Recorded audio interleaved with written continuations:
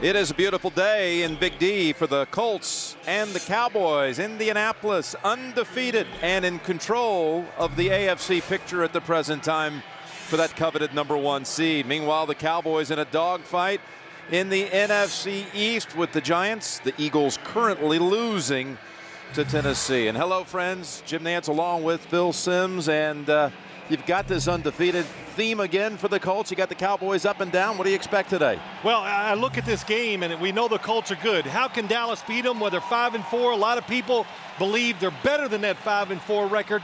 They got a lot of emotion on their side. Tony Romo making his first start here.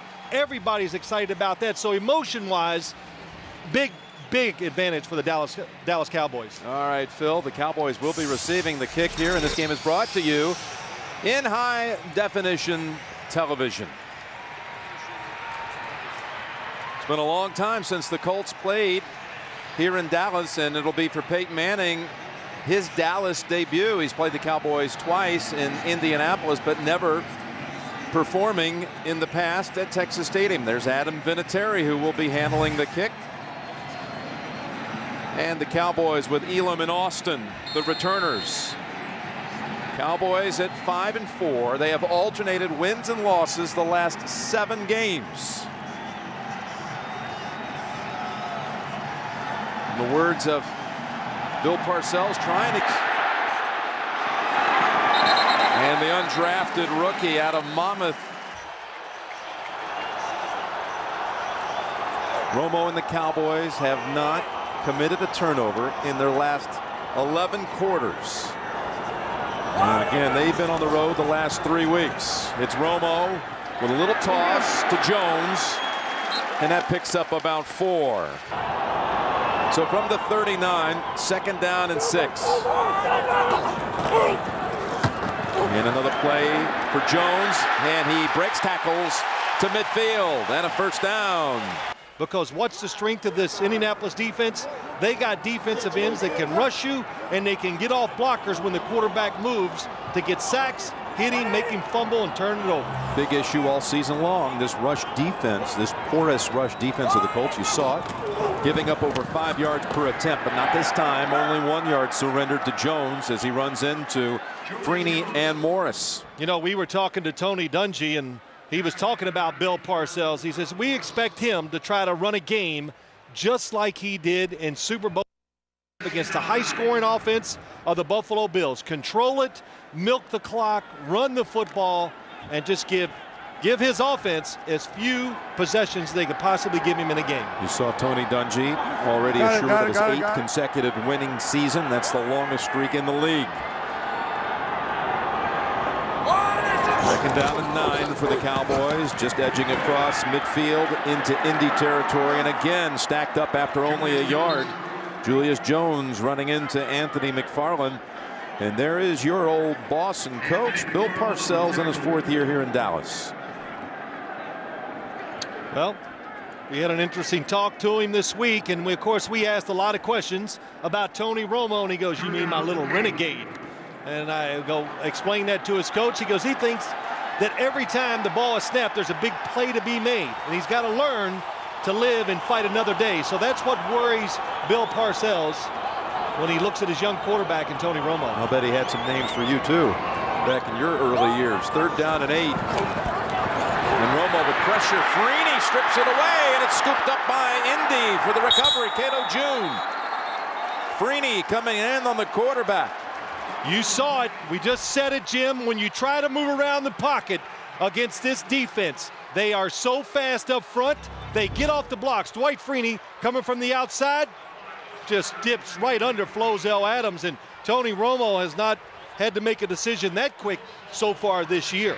Right, just said they had gone 11 quarters, the Cowboys, without a giveaway, but on their first possession, they cough it up, and that sets up Peyton Manning at his own 49.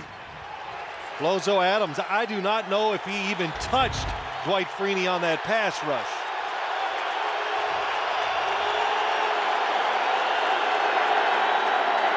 Manning stretching it out with Dominique Rhodes, and he is shut down on that right side and working hard. Second down and 15.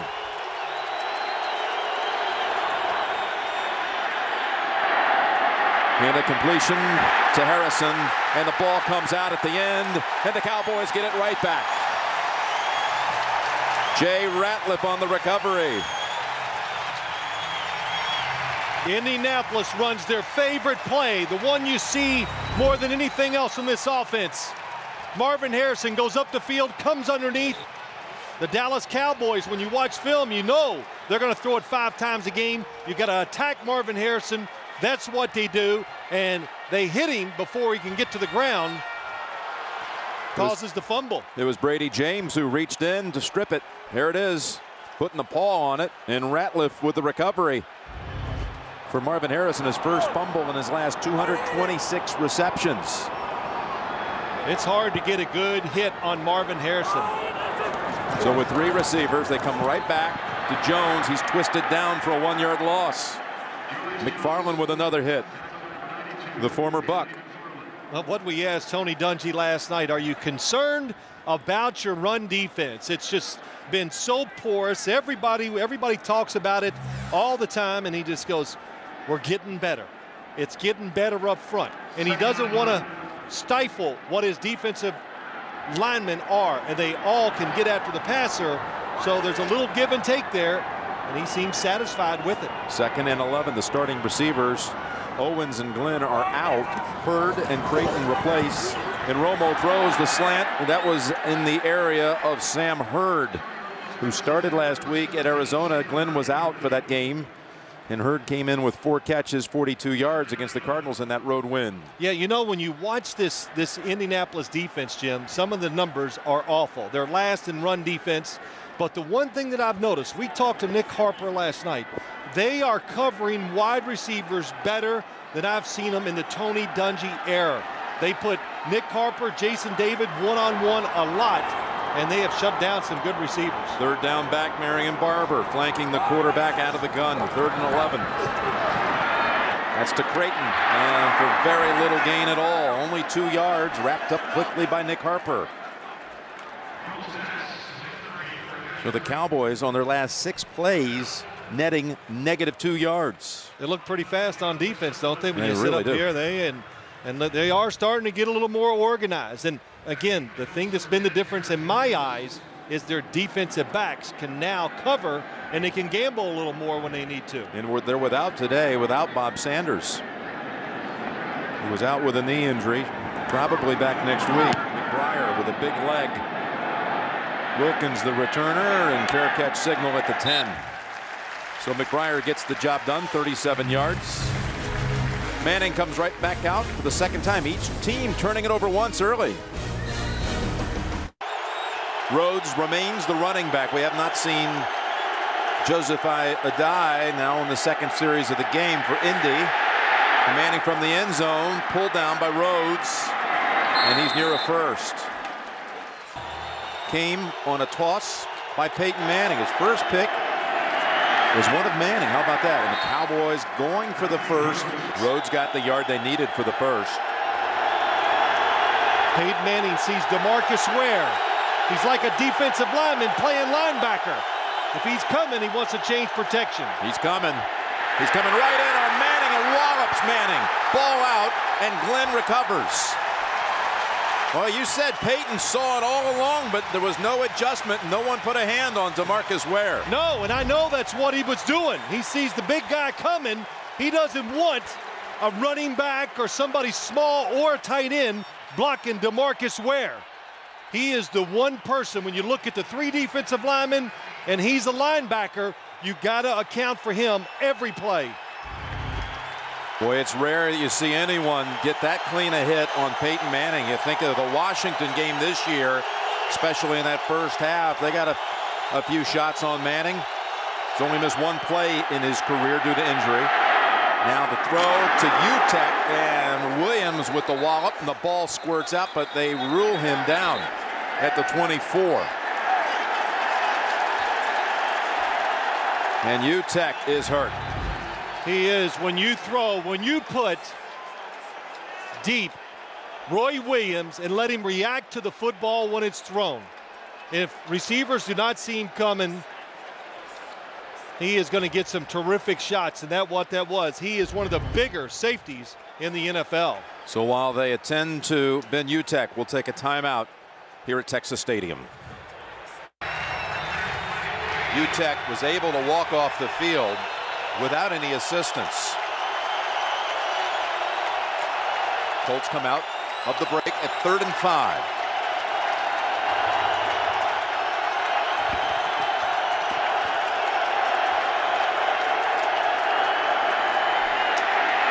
Manning steps up, he's going to run for it, and he slides for the first. That's something you also rarely see.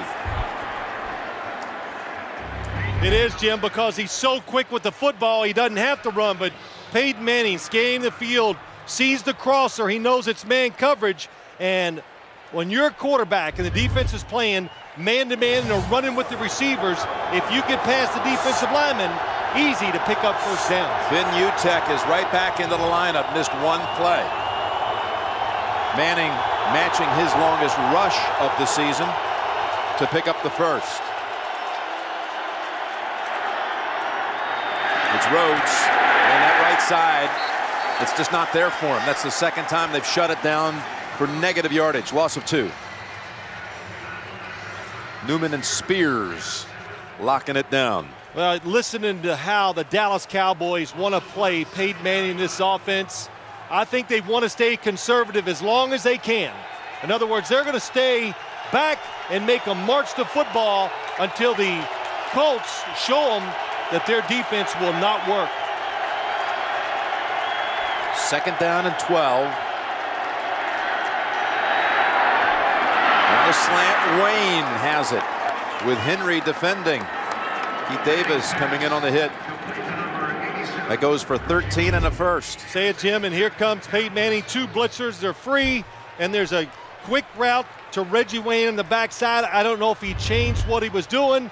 I think he did. Peyton Manning saw it. He saw it. Nice completion for the first down. That was Kevin Burnett, number 57, who was coming in from a position not unlike what we saw DeMarcus Ware when he got the big hit on Manning earlier in this drive.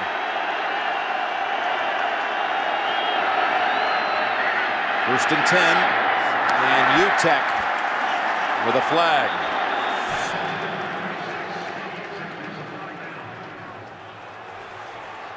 Utek a week ago with 7 catches. Here's Bill Vinovich.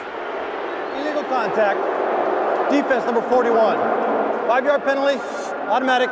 First down. That's called on Terrence Newman for the first down for Indy. Everybody plays the Colts. There's always a couple thoughts, and they steal it from the New England Patriots. Let's be physical with the receivers. That means get up to the line of scrimmage, hit them as much as you can, and when you do that, every once in a while you're going to hit them too long and get that penalty. We've had the football now for almost 5 minutes on this drive. And the running game right now under control by that Dallas defense. That's only a 2-yard pickup. Canty and Ferguson on that line with the initial contact. You know, Jim, as you watch the Colts play, they control the football for long periods of time. When they do get on the field, they're hard to get out on 3rd down situations. But Tony Dungy, he told us, hey, look, if they got to play it slow and play a close game and it comes down to the end, they're fine with that. 2nd down and 8. Now in Dallas territory. And again, Manning's hit and the ball's out. Dallas recovers. No one ever touched James. Looked like the ball was knocked out by Ratliff, who had the earlier recovery. They're going to call that an incompletion? No. Calling it a fumble and a Dallas takeaway.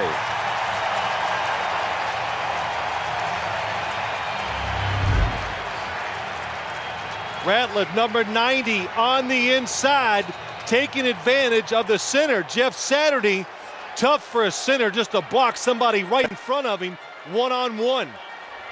Gets around and knocks it out of Peyton Manning's arm before it's coming forward. He's drawing it back, and as it's going back is when the football comes out.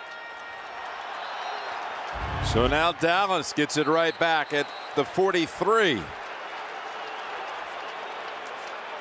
And it looks like the challenge flag is out. Tony Dungy wants them to take the look and consider it. Indianapolis is challenging the ruling on the field with fumble. Timeout. They want a possible consideration here of that being a pass attempt.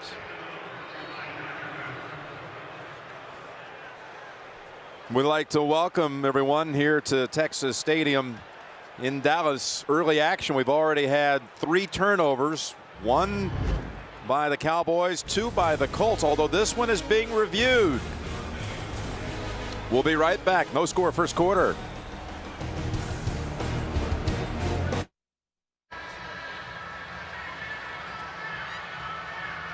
Bill Vinovich has reviewed. Here's the verdict. After reviewing the play, the ruling on the field stands. Indianapolis is charged. Their first timeout. So Jay Ratliff has forced a fumble, recovered the first one as well.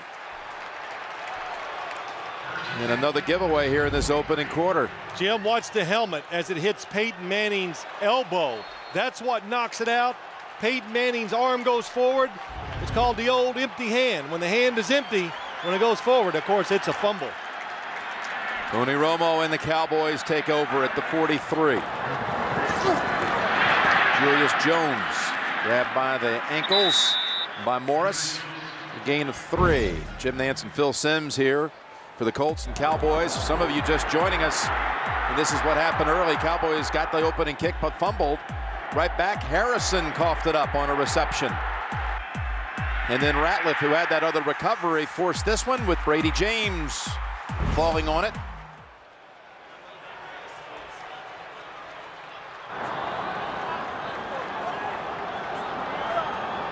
Tony Romo has been working Julius Jones quite frequently when they've had it today. And here he hits Witten. Witten for a first down. Now again, this is Romo's 4th game as a starter. He has quite a chemistry going with Jason Witten over these last several weeks. Yeah, that he does. Jason Witten said, if you go back and look, since Tony Romo has been the starting quarterback, my receptions have gone up dramatically, but more.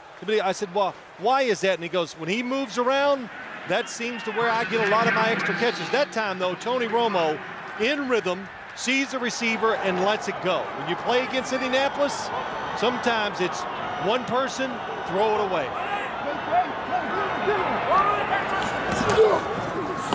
Jones bouncing outside with a flag after he ran for about 8, maybe 9.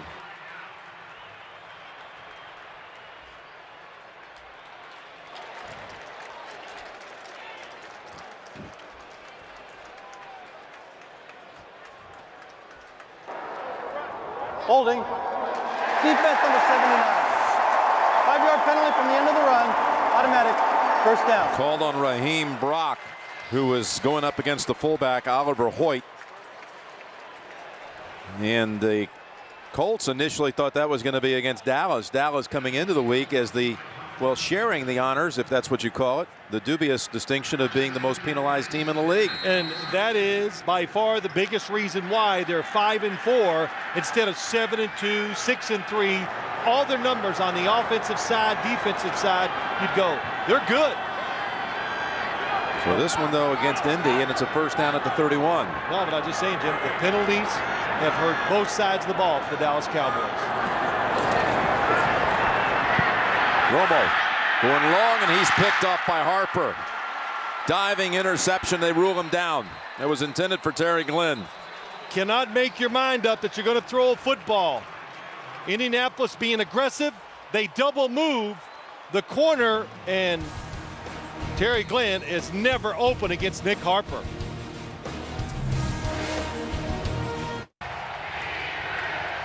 Nick Harper has intercepted Tony Romo, and some of you joined us minutes ago on the heels of that Eagles loss to Tennessee, 31-13, with Donovan McNabb injured in that game.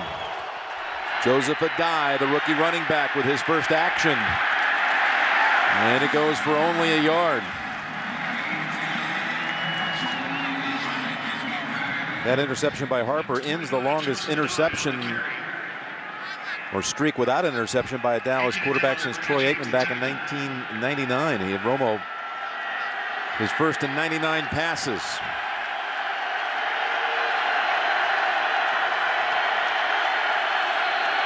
Second down and 9. 4 turnovers in this first quarter, 2 by each side. The fake, the pass to Wayne, and makes the grab, but he's out. Incomplete. Yeah, looking at Harper with that interception. Last night we asked him about that fumble recovery and near run back in the playoff loss to Pittsburgh. Have you thought about it many times? Have you looked at it many times? Well, he says every day. He said it took me 3 months to get over it once the season was over. When you asked him, how many times have you seen it? And his answer was at least 1,000. At least 1,000 times. Said he could not sleep for a month. He knew he was so close to breaking it for what would have been a win to move to the AFC Championship game. 3rd down and 9. And Harrison knew that he needed to stretch it out, but he's still shy of the first. Sure-handed tackle by the veteran Aaron Glenn. Well, it's a blitz by the Cowboys. It's a nice job by Marvin Harrison and Peyton Manning seeing the blitz. And when we talked to Peyton Manning last night, I said, what's your one fear when you play this game today? My fear is that we can't protect if they can get pressure on me with 3 or 4 pass rushers. Well, so far, they've done it. Terrence Newman set to return this one near midfield. It's Hunter Smith with the boot. On the run, what a collision. A ball popped out of bounds as Kelvin Hayden put a vicious hit on Terrence Newman.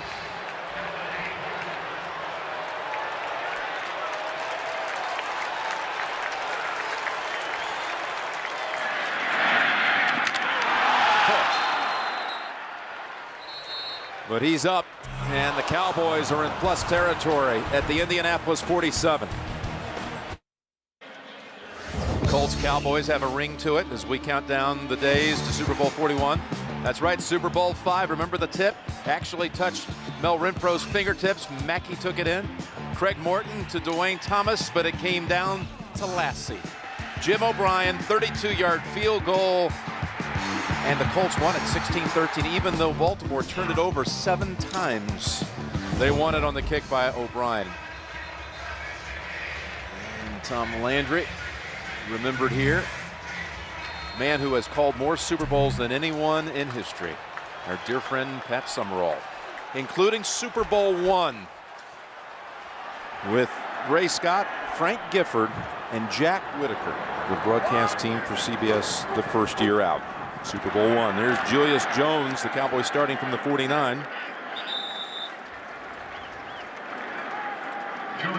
When you play a defense that's fast, that wants to react and just attacks you, that's what the Indianapolis Colts do.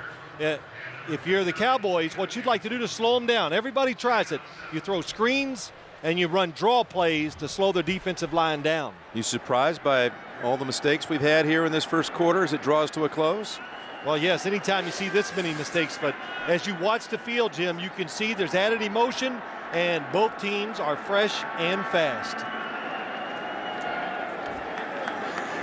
They won't have to walk far to switch sides. It's the end of the first quarter with no score. You're watching the NFL on CBS, home of Super Bowl 41.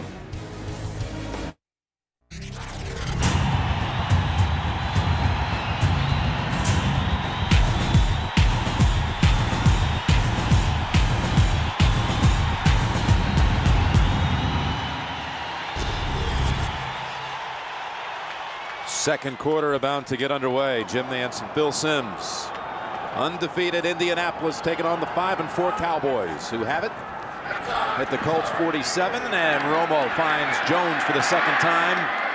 And he's fighting, but going to come up about a yard shy of the first. 3rd and 1 on the way. Tony Romo taken over on October 23rd in the second half, the game against the Giants for Drew Bledsoe. And already with enough attempts to qualify in the passing stats, he's second in the league in quarterback rating behind Peyton Manning. Undrafted out of Eastern Illinois, where he was the 3-time Ohio Valley Conference Player of the Year. 2-1 record as a starter, but his first time as a starter at home. We're not talking about a rookie here. We're talking about a guy that learned the system, paid his dues in his 4th year. 3rd and 1, and he finds the first down with Witten. And as you watch that last play, Jim, you see an experienced quarterback faking the defense off, making them look one way, because when you play the Colts, when they play zone coverage, you want to look to your left. That's what he did, and then the receiver has a chance to open up to the right. But Tony Romo, you said it, Bill Parcells, he's not a rookie, so I don't treat him as a rookie. My expectations for him are very high. In other words, they've worked on him and groomed him and got him this way for 4 years, and they expect results. Big on preparation, big on trial and error, and breaking down film of other quarterbacks, and just learning and adjusting. And try to run it into the line for no gain. We talked about how he's really changed a lot of his throwing motions and footwork.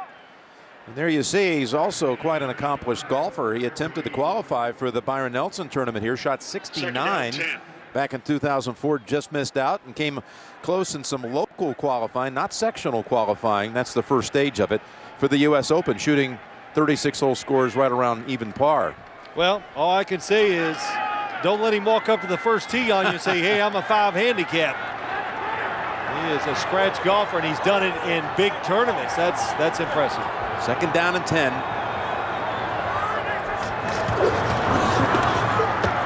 And Jones again can't find any open space. No gain.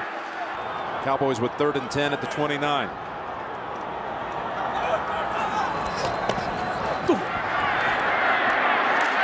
And it's back over to Witten. It's only a 4-yard gain. Kelvin Hayden bringing him down, the tight end, quickly. So out comes the former Colt kicker Mike Vanderjagt, signed in the offseason, signed in March. Colts all-time leader in field goals and points. Tony Romo is the holder. This will be a 43-yard drive for Vanderjagt. There's got to be a few nerves involved in this for Ed's team. And off the upright and no good.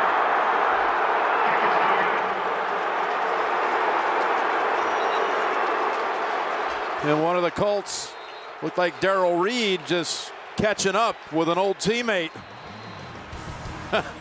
Vanderjagt misfiring from 43.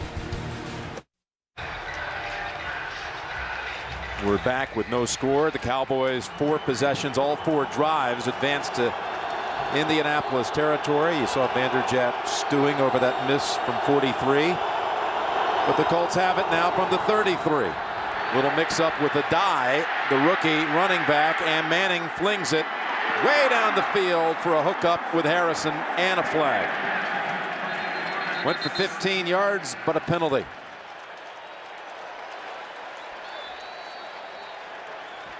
After the pass is thrown, personal foul, roughing the passer. Defense number 96. 15-yard penalty, automatic.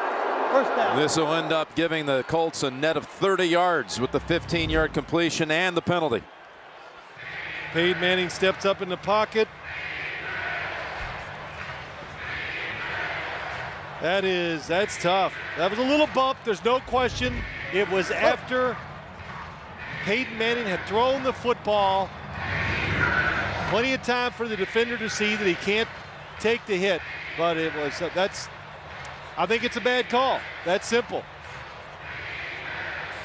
That was barely any kind of whiff of a contact. If Peyton would at least fell down or something, you go, oh, okay. So first down from the Cowboy 36. And they'll run it with a dive into the secondary and drag down at the 19. I'm now looking out there.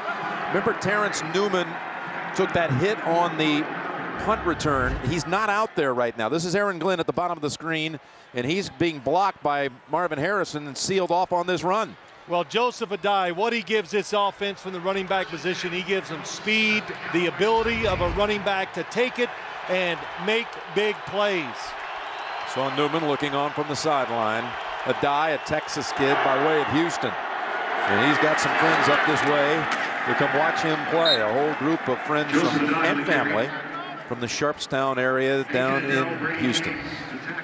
Tell you, you want to really find out something about someone's character, you often just have to know about those who you call your closest friends. And for Joseph Adai, Lawan Moore, you saw him. His best buddy is here. And that was Adai again with a flag down. You saw Lawan Moore. They were teammates together at Sharpstown High School. And Lawan was injured, was paralyzed in a game their junior year. But these two are so close, like brothers. And when Adai was attending LSU, he'd have Lawan for a visit on numerous occasions, had his entire dormitory room converted so that it was accessible for Lawan. And he is absolutely tickled to have him here today to see him play for the first time as a professional. There are 2 fouls on the play, both by the defense. Offsides, defense, 12 men, defense. 5 yards, repeat second down. We first met Adai 3 weeks ago in Denver, and he was already telling us that far out how much he looked forward to the game coming back to the state of Texas, but primarily because it meant that Lawan was going to be here to see him play. That's right. We went to the hotel last night to visit the Colts, and Lawan Moore was just arriving with us, and we had a nice chat with him, and he's hoping to go back to the University of Houston to finish his education, so we hope that works out for him. Adai said he would, of course, love to win here today, but he would love to score a touchdown for his buddy. Here he is, Adai up the middle, and he's fighting for it, chugging along to the 5. It'll be first and goal to go from there. A lot of rookies, when it gets this late in the year, they start to slow down. But Joseph Adai, that is not the case because they alternate him along with Dominic Rhodes, so he hasn't had to carry the whole load. And as you watch, when you follow the Colts, he is getting faster and better as the weeks go by. So first and goal, Colts set up to score first.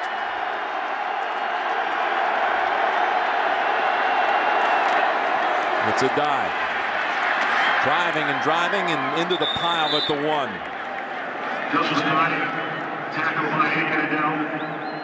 It'll be second and goal from there.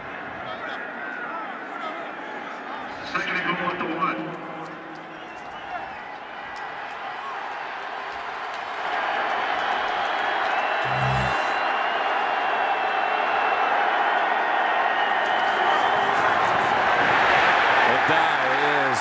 Backed up for a loss. Roy Williams coming up quickly.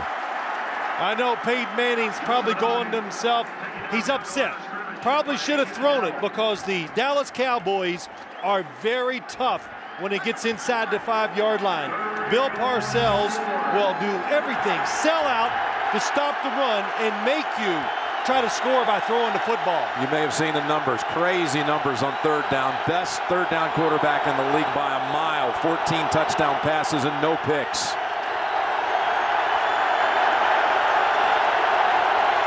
And he's got a third and goal right here. Manning fires and he's intercepted. It's Roy Williams trying to hit Dallas Clark. Dallas Clark fell down as he was coming inside. Our 5th turnover of the game.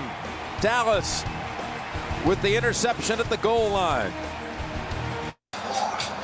We had just mentioned that Peyton Manning had not been picked off on third down all year, but Roy Williams steps in.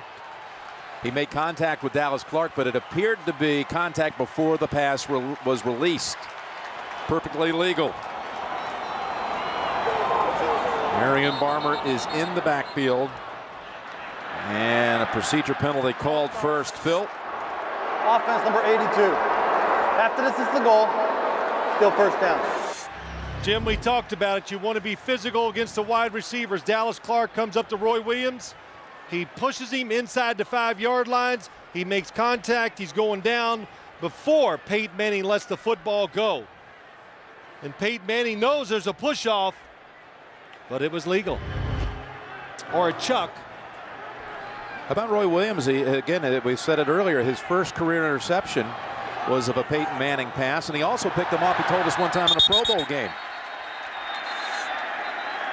He hasn't faced him many times, but he's got a collection of 3 now. Offside. Defense number 93. 5-yard penalty. Still first down.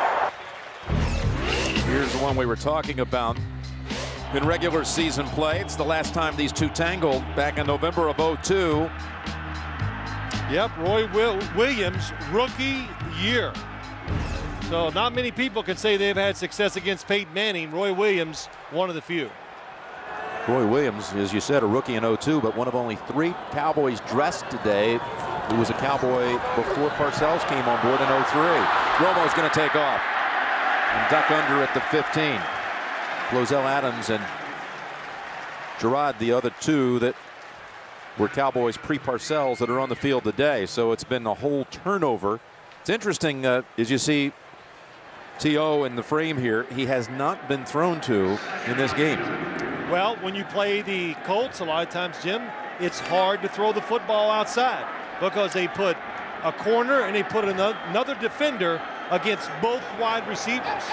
So a lot of times when you play on offense, like the Cowboys today, it's the tight end and the running backs who have to get it done in the passing game. It's 2nd down and 2. They're going to get Barber a carry here, and he's able to fight. That's why he's a goal line short yardage guy for just that reason, but he's still half-yard shy of the first. When you watch this game so far today, can you believe that the Indianapolis Colts are last against the run in the NFL? You wouldn't know it so far, would you? No, Dallas Cowboys, they're the 5th best. So the Colts kind of getting things in order on the defensive side, especially with their defensive line. The defensive unit that's allowed 159 rushing yards a game, the most by a team with a winning record since Cleveland back in 1979. And that is a big penalty right there against the Cowboys, and Flozell Adams goes from 3rd and a foot. False start. Offense number 76. 5-yard penalty. Still 3rd down. And again, the most penalized team in the league. Well, coming in, it was not only Dallas, but Detroit and Washington. All was 68 apiece, tops. Jim, it tells you about their talent as you look at the Cowboys. Look at the records of everybody else. Minnesota hanging in there with a 4-5. They lost today, but usually when you're one of the most penalized teams in the NFL, bad situations, they lead to worse things, turnovers usually.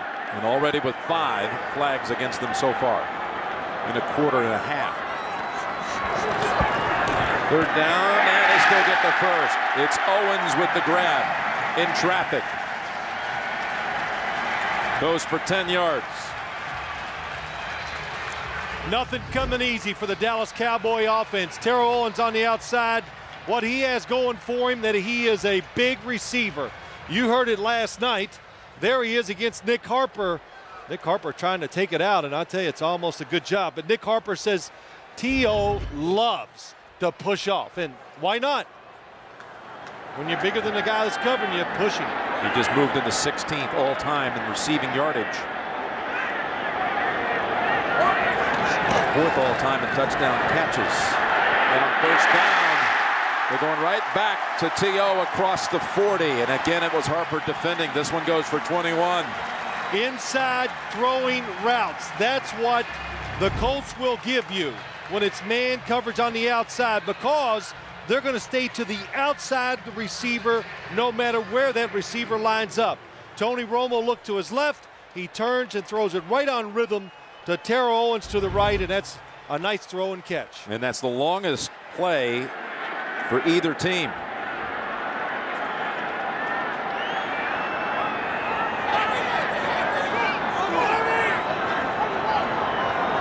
Boys again started back inside the 10 off the interception. Barber pushing away from one of his own teammates and able to gain 6. I tell you, there has been, I mentioned earlier, the chemistry with Romo and Witten. Same too with Romo and Owens. 21 catches since Romo took over at quarterback. 15 of them going for first downs.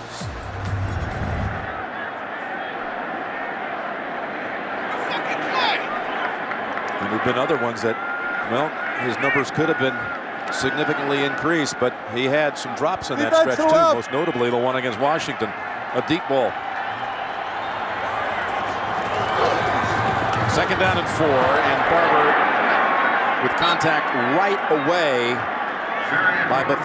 Some of you may have missed it a short while ago with word coming out that Donovan McNabb is lost for the season with a torn ACL. Timeout called by Indianapolis with 3:15 to go in the half. These are two of the 4 highest scoring teams in the league. We've got no score though, second quarter. The Cowboys, you see, have had good success on third down, but the Colts are even a better story on third down this season.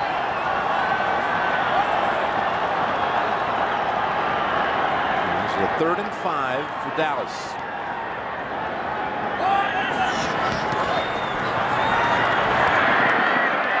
Too steep for Patrick Creighton. Almost pass intended for number 84, Patrick Creighton, incomplete. 4th down. A little tough to be on target as a quarterback. Watch Dwight Freeney. He's gone outside a couple times today. This time he goes in, and if Tony Romo doesn't catch it and throw it immediately, he is going to get sacked. McBriar in. He already has this season 6 punts that have traveled at least 60 yards, most in the league. He's not looking for anything of that length right now. And that gets the job done. Down to the 10-yard line. Wilkins with the fair catch. No score. 3 minutes to go in the half. Don't miss the most outrageous episode ever of TV's coolest comedy, How I Met Your Mother, tomorrow on CBS, America's #1 network. Indianapolis from the 12 with Rhodes the running back. Newman remains out of the Dallas secondary. The play action, setting up the screen, and the pass is batted down. A very active half here by the Dallas defense, and that was DeMarcus Ware, I think, who had a hand on it. One thing you could say about this Dallas front defensive line, they are big. So that's what they're using in their favor. They are pushing the Indianapolis offensive lineman back, getting in Peyton Manning's way, making it tough for him to see where to throw the football. Second down and 10.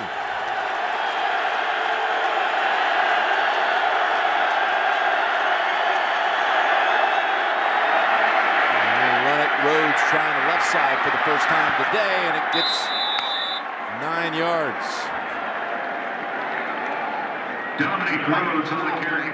Dylan Gandy with one of the key blocks on that run. The first time Rhodes has seen any daylight. You know, Jim, you talked about Terrence Newman not being in the game. Him not being in here, what it does, it helps out the Colts. So they don't have to change their strategy. They were worried about putting a tight end, Dallas Clark or Ben Utek, outside, and all of a sudden they got Terrence Newman lined up against them. That favors the Dallas Cowboys. So the Colts were going to use 3 wide receivers with him out. Now they don't have to worry about those matchups anymore. It's 3rd and 1. Newman wanting to get back in there. He's got the helmet screwed on. It's a dive, and a rookie right to the first down yardage for the first. Cowboys reporting that he was, well, what we knew, shaken up, but they do say they expect him to return. He's still a little bleary-eyed after that hit. No score at the 2-minute warning.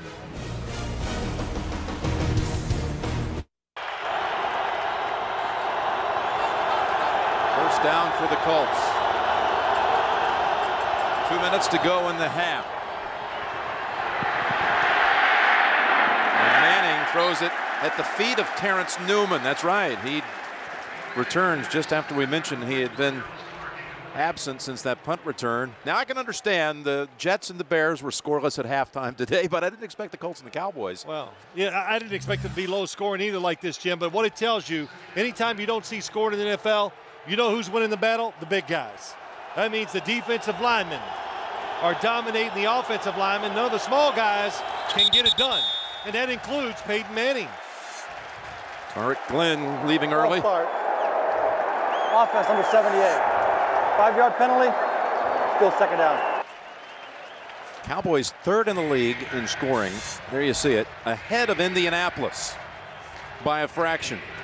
3rd and 4th in the league, producing nothing to this point. And what you're also seeing is offensive linemen that are jumpy because the pass rush has been there for both sides, Dallas and Indianapolis's defensive line. 5-yard mark off, 2nd and 15. Look in the middle and has the connection with Harrison. And look at Roy Williams knock him down. You talk about mobile quarterbacks. We don't ever say enough about big quarterbacks. Peyton Manning, 6'6", stands in there, and because of his size, hangs in there and makes a tough throw over the middle. That went for 19, right back to Harrison. And the hit by Aaron Glenn keeps him short of the first by about a yard. What makes this Colts offense so good? Experience, talent. They've been doing the same system for so long, but more importantly, they never ease up. Look on the other side, and that was in the area of Moorhead, Aaron Moorhead, the intended target. 3rd and 1 on the way. You know, Jim, I'd say if you're a defensive player, you know, you play against a lot of offenses, you know, okay, certain situations are going to run it. It's going to be by the book. Well, the Colts, it's always, let's move forward. Let's keep going. They keep pushing the issue. That makes a defense uneasy. Colts have 1 timeout. They need 1 yard to keep the drive going.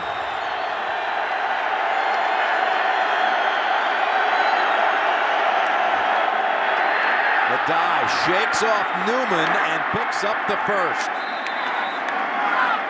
Newman came crashing through and first made contact well in the backfield. Terrence Newman, they call that the Cobra Blitz. Trying to strike while the quarterback is not looking. Perfect timing, not able to make the tackle. Manning is hit after the throw, and that was again back to Moorhead. Pressure from DeMarcus Ware. DeMarcus Ware moving around against Dean, Ryan Dean, the right tackle.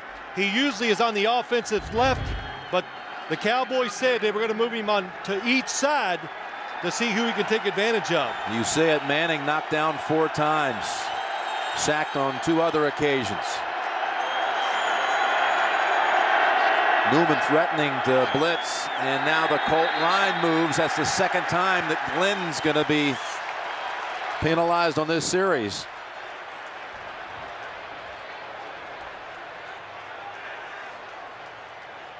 Maybe it's going against Dallas, Manning's indicating. Neutral zone infraction. Defense number 97. 5-yard penalty, still 2nd down. Called on Jason Hatcher. Boy, Peyton Manning was excited about making his first ever appearance at Texas Stadium. He said, I will think of all those Thanksgiving Day games as a young kid growing up, watching those with my family. I'll think of all the quarterbacks for the Cowboys, from Meredith to Roger to Troy Aikman. I was curious what it's like to throw here. And of course, you had a lot of experience in so many clashes on an annual basis here. Yeah, if you can block the defensive line, it's a tremendous place to throw. No wind, and the crowd is close to you, so you can really see down the field. 2nd down and 5. And looking down for Dallas Clark down the field, and in and out of his hands. Peyton Manning was telling a story about being in the Pro Bowl. His father, Archie, was there. The other quarterback was Roger Staubach, and Roger Staubach would see the Manning family coming, and he'd go, what was his comment? Here come the Mannings. It's like the Griswolds going on vacation. There you go. Both times that Archie made the Pro Bowl, 2 times. The other NFC quarterback was Roger Staubach. And the Mannings took the family along to Los Angeles the last year they had the game there, and the first year they had it in Hawaii. 3rd down and 5. Let's see if it's a here come the Mannings now. Up over the top, and he has his man at the 24. It's Reggie Wayne. Little different look from the Colts. Reggie Wayne in the slot. And he stops the clock at 21.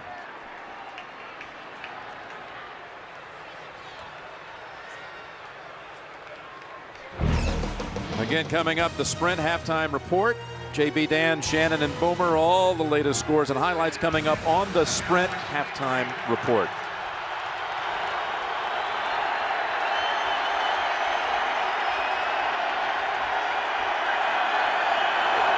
Indy still preserving that one timeout.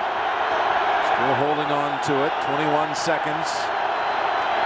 His drive started back at the 12. Up top to the end zone and over the head. Marvin Harrison with Glenn defending.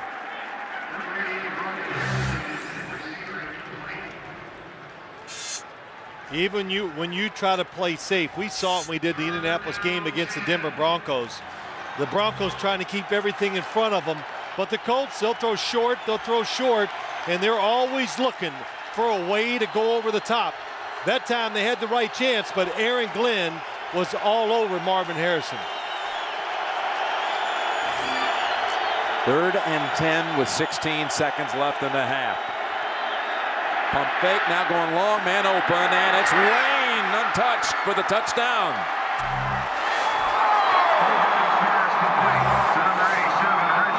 And that one little pump fake that may have froze the defender long enough. Well, I don't know if he froze him. It could be just they picked it on the outside. That's what they do. Oh, no, they didn't pick it. They changed positions, and the Dallas Cowboys both chased the outside receiver, who was Aaron Moorhead, and they let Reggie Wayne go free. 14 plays they drive it. It was the fake screen, Jim. You were right. 2 minutes and 53 seconds without using a timeout. They take it 88 yards down the field. Vinatieri adds one more. And with 10 seconds to go in the half, Manning to Wayne. And the Colts lead at 7-0.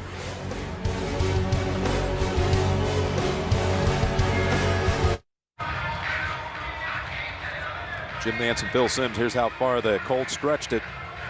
14 plays, 88 yards. They were 4 for 4 on 3rd down situations. Well, Jim, when they started keeping 3rd down conversions, right now the Indianapolis Colts, and I forgot the year they started. It was back in, I'm going to guess, 1981. And they are the best, at this time, the best ever. Looked like Terrence Newman got a little turned around on that play, too. Yeah, it's curious to see who made the mistake, but I think it was Terrence Newman who let Reggie Wayne go. A squib kick and fallen on quickly by the Cowboys at the 44-yard line. Reggie Wayne here, here's Terrence Newman, but here's the point. Everybody is on a guy man-to-man. So that's why I think it's Terrence Newman's responsibility to run with Reggie Wayne as he goes up the field. Did he see the pump fake by Peyton Manning going for the interception? If he was, that's a big mistake. Patrick Watkins recovering that short kick, which could backfire on the Colts if Romo can get one quick completion. He's got the full treasure chest of timeouts. All he's going to need is one completion, one timeout, and they may give Vanderjagt a chance. Well, not only that, Jim, if you get a short completion, you're able to throw one into the end zone before the half is up.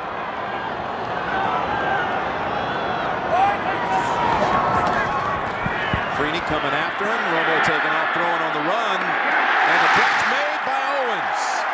Oh, that kick is going to backfire a bit because the Cowboys have a chance now to march out Vanderjagt. Tony Romo made this play. What he was doing, Terrell Owens finds a soft spot, but Tony Romo was running to his right. He's pointing and looking to his left. The defense lost sight of the sideline and Terrell Owens, and he gets a big completion. Yeah, that went for 21 yards, so this will be a 46-yard field goal try. Timeout called first by Indianapolis. Field goal attempt on the way after this break. Let's watch Tony Romo 10 seconds before the half. He gets pressure. Look at him point to the left. He knows he's going to Terrell Owens from the time he starts moving. So that was just good acting, and it made the defense stop. Owens is wide open. Vanderjagt has a 50-yard make this year. He hit the right upright on his first attempt in this one. Again, Romo holding. Vanderjagt better hook in a hurry. And it's on that right side. Again, no good. And again, Darrell Reed had a little chatter on the back end of it.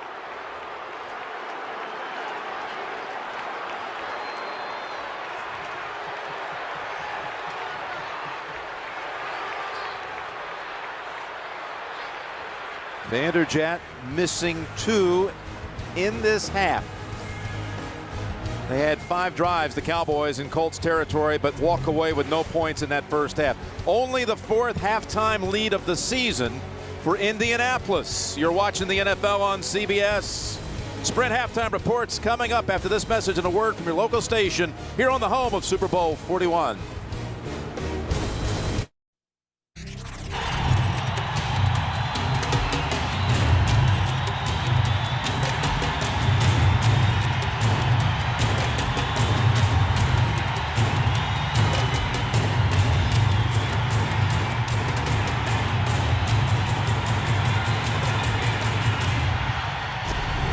An 88-yard drive just prior to the half as Indianapolis leading as the third quarter is about to begin. Jim Nance along with Phil Simms. And the Cowboys had their chances again. They had 5 drives into Indy territory. Come up empty. Well, Jim, when you look at the game, it's very physical. When a game is physical, it's gonna be hard to look good. You're gonna have penalties and turnovers, and that's what we've had here in the first half. All right, in the first half, some of the numbers. The turnovers, 5 in all. 3 by the Colts. Manning picked once, 2 fumbles as well. Cowboys coughing it up once, and Harper with a pick as well. This game again brought to you in high definition television. And it'll be the Colts. Turn man is stopped right away at the 27. Well played down the field by Ryan Fowler. Now Manning comes out, and pretty amazing action here to start the second half on the season. In 9 games, that first possession of the second half, he's driven them down the field 6 of the 9 times for a touchdown. That's best in the league. They were best in the league last year with 8 drives for touchdowns coming right out of the locker room in the third quarter. Jim, they take the information that they've been given in the first half, and they know how the defense is going to play all their formations, and so they adjust. They got a lot of talent. That's why they're successful on those first drives in the second half. And Moorhead to the left, Rhodes in the backfield, Harrison and Wayne to the right. It's Rhodes. And dancing around that sideline with Wayne blocking, Jake Scott blocking. It goes for 4. The third quarter, talk about scoring differential on the season. This has been second best in the league. But, you know, overall, scoring differential on the season, even though the Colts are undefeated and the Cowboys have lost 4 games, the Cowboys are plus 76, even better than Indy on the season. They've won. When they've won in blowouts. Every one of the Dallas wins this season by a minimum of 17 points. Over the head of Clark.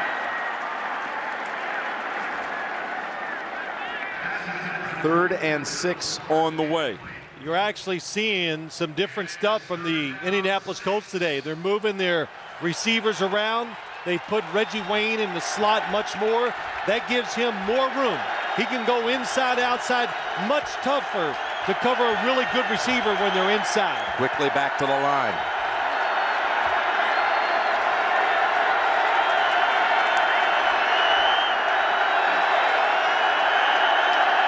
Marcus Ware, you see him lined up at left end. Puts all hands on deck. And the pass in traffic, and it's intercepted by Burnett. That's Kevin Burnett with the return. And Burnett is bounced out. No, they say he's in. Touchdown. Cowboys with the interception and run back.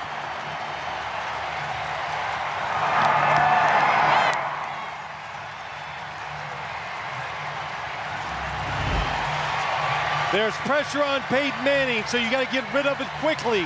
The big question is he going to be called down? I don't think so.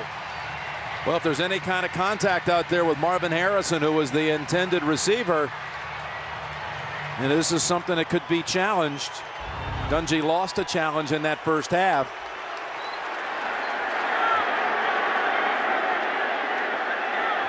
That's something you might want to take a look at. But it's official now. Vanderjagt through that right side adds the point after to tie the game at 7. Bouncing around, and there was contact with Harrison. Oh boy.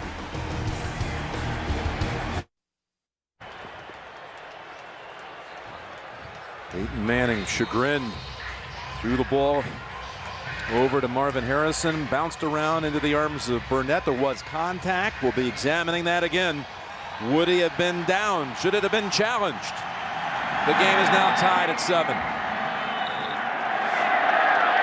Wilkins, just a minute ago, returned the second half kick, and right back again out to the 31 this time.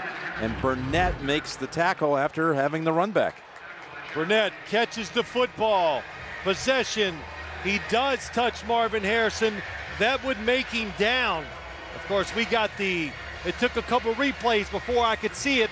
Tony Dungy must not have gotten enough information from the coaches upstairs to challenge. If he would have been down where he fell down after the interception. Would have been back at the 39. Instead, put the 7 points on the board. The pass rush did it, though. It made Manning get rid of the football very fast. With a dive, running it left side. Cutting back and falling forward for 4. That's the first interception returned of a Peyton Manning pass since October 2003 when Rondé Barber returned one for a touchdown.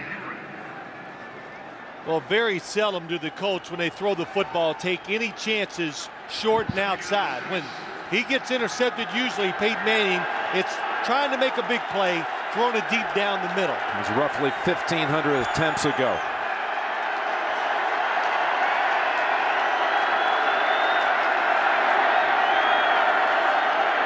Second and 6. Adai picks up the blitz of Ware. And the pass in and out of the arms of Wayne. Jim, you had talked about the last time we did an Indianapolis Colts game, we talked about Joseph Adai. Watch him right here. DeMarcus Ware, the best pass rusher on the Cowboys, and it is a stoning cold as soon as they made contact. Coming out of LSU, that's one of the reasons why they drafted him, because he could do everything. That was pretty impressive, wasn't it?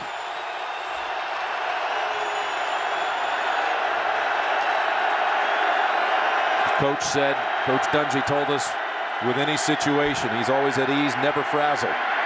Manning throws, completes for the first. Reggie Wayne.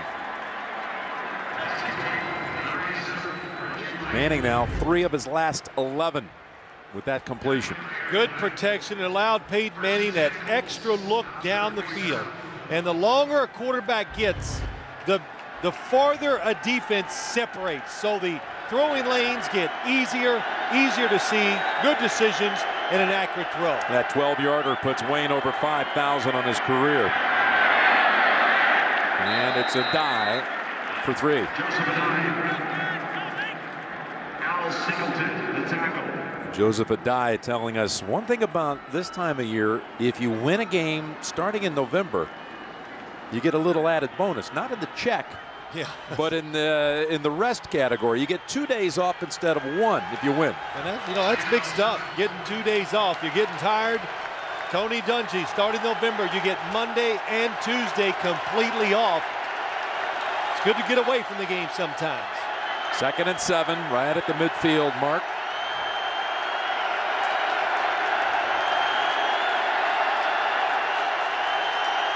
And they see Ware over there on that side. He's picked up, pass in and out of the arms of Wayne. Jason Ferguson, though, able to bust up the middle and apply a little heat. Yeah, that was a well-disguised blitz by the Dallas Cowboys. And Reggie Wayne, that football went right through his hands. And I got to believe, it looked like to me that it went through his hands because he was expecting contact as he was going up to make the catch. 3rd down and 7.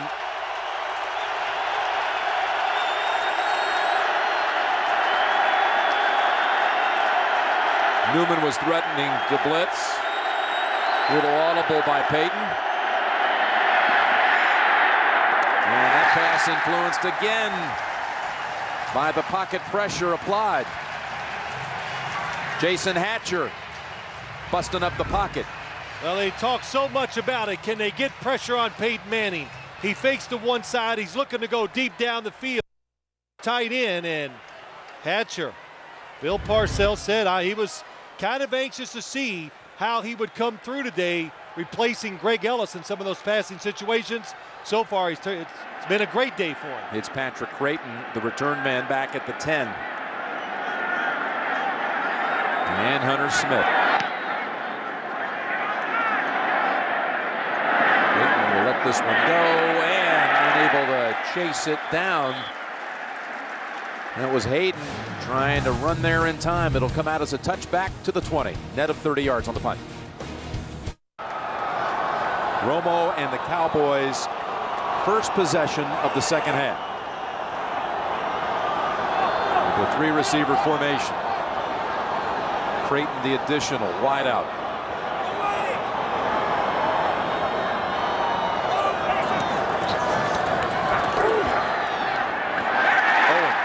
Snags it, turns to the sideline, trying to get away from Jason David. Bethea tried to make a play on that, but Owens pulled it down. How about Romo, what you've seen so far? Well, just like that last play, he's adapted very well to this Indianapolis defense. And what I mean by that, drop back and get rid of that football quick. Even on that long play before halftime, he didn't wait long, got outside the pocket, and gets rid of it because he knows this is unlike any other defensive line he's faced. They're faster than he is. Got Hoyt in there as a fullback. Julius Jones getting the carry and tripped up right away. Rob Morris stepping up and making the play. He's in for Brackett today. Former four-year starter here and former first-rounder by way of BYU. I think one thing that's probably caught the Cowboys off guard, which has thrown a wrench into a lot of their plans on offense. I know they expected to have some runs, some big runs, because everybody gets them against the Indianapolis Colts. And look what they've done today. 40 yards. 40 yards rushing. Second down, we'll call it 9. Colts usually give up 1 or 2 40-yard rushes a game. Not really. No, it seemed like that. This pass intercepted in and out of the arms. Dropped by Marlon Jackson. Dwight Freeney absolutely nailed Tony Romo. That's what errant passes are almost always the result of getting hit or throwing it before you're ready as a quarterback. And Dwight Freeney, Creighton has no chance of getting there. It is right in the hands. Marlon Jackson. Yep. He can't make it. Starting today for the injured Bob Sanders, out with the knee. Drafted as a corner. Gotcha. Played so well at safety. Tony Dungy says I think his future might be as a safety. Third down and 9. Romo to Creighton, and he's wrapped up quickly. Nick Harper denying the first down yardage along with Cato June. Well, that's what they thrive on. Get you in a third and more than 7 yards. You got to worry about the pass rush. You throw it short. They're very good tacklers, the Indianapolis Colts, their defensive backs. Gives McBriar a chance to show off his leg for the first time today. His first 2 punts, just trying to pooch them inside the 20. And this is what we're talking about right here. It sails all the way to the 1 and bounds in for a touchback. 63 yards. That's the 7th time this year. He didn't want it to go quite that far. Out to the 20 for Peyton and company.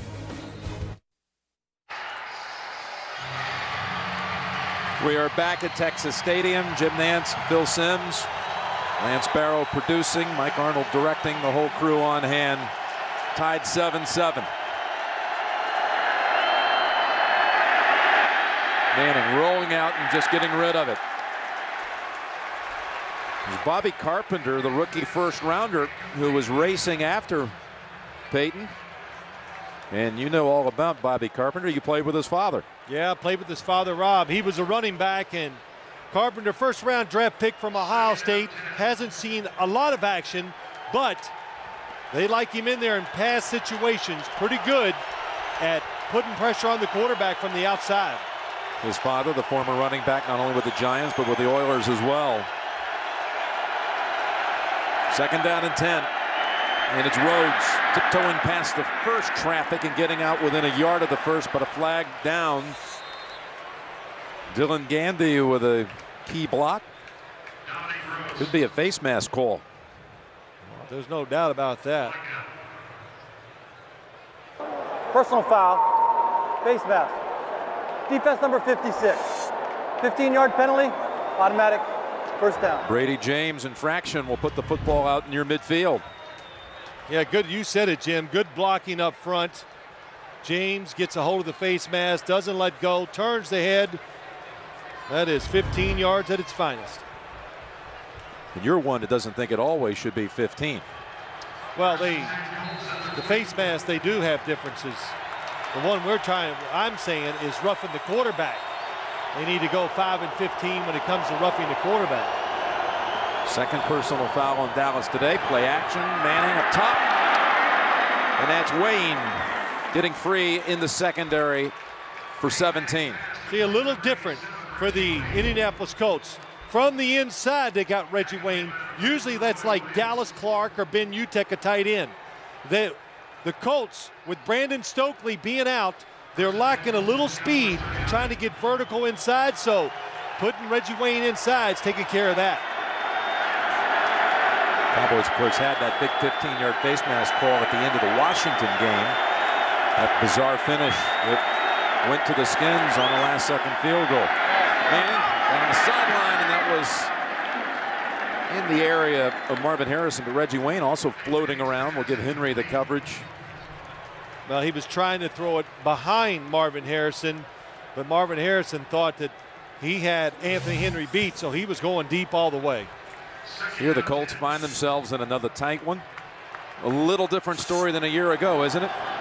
Manning talking about how his guys have grown up in a hurry with close games, but never a panic around here. He says the wins, we've been able to draw on all these close games. It's been good for these 1st and 2nd year players not to think that it's always just that easy. Particularly as you see Rhodes to the 33, the 2nd year players who last year just went through the regular season schedule by and large with big win, blowout wins week after week. I like how Peyton phrases it.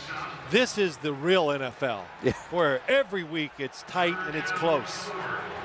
And the Colts have been in them, and it's really served them well. They do not get nervous. They don't panic. Tony Dungy thinks in the long run, in the playoffs, they'll take advantage of all this experience. It's 3rd and 4. Zero panic is how Peyton phrased it. At any point, just a business-like demeanor. And here it is again as Utek gets enough for the first. And Anthony Henry shaken up. So many times, another formation by the Colts. Utek delays, comes out late, but so many times defenders chasing the guy who has the football, they hit each other. Like Roy Williams and Anthony Henry colliding. With Henry shaken up, we'll take a break here at Texas Stadium. 1st down and 10 for Indianapolis at the Dallas 28.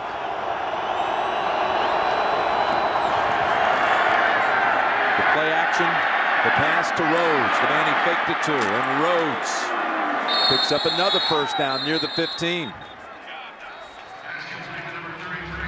Well, I think the Indianapolis Colts have found something they really like.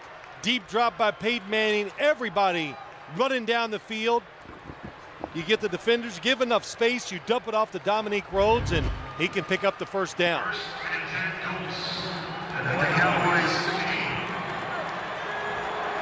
Moving inside, 7 minutes to go in the 3rd. It's 7-7. Anthony Henry is back in there after being shaken up. And that's Rhodes cutting to the outside. Newman, though, able to stop any further advance. Good play that time by Newman. Well, good play by him, but the offensive line of the Colts is starting to get a little push on the big defensive line of the Dallas Cowboys. Rhodes, who was born in Waco, has a home here in Dallas and plans to retire in Houston. And there's about 40 tickets accounted for up in those stands today. He's out now. A dive replaces him on 2nd down and 5.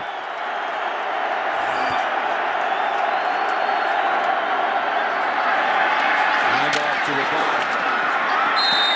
And a hard-nosed run near another first. I could hear that from up here. That's what you call downhill running. The only way I guess I can phrase that, if you're running downhill, you're fast and out of control almost. That was contact with Keith Davis. And a die will stay in the game. 1st and goal. We introduced you in that first half to his great friend Lawan Moore, who happens to be sitting in this end zone,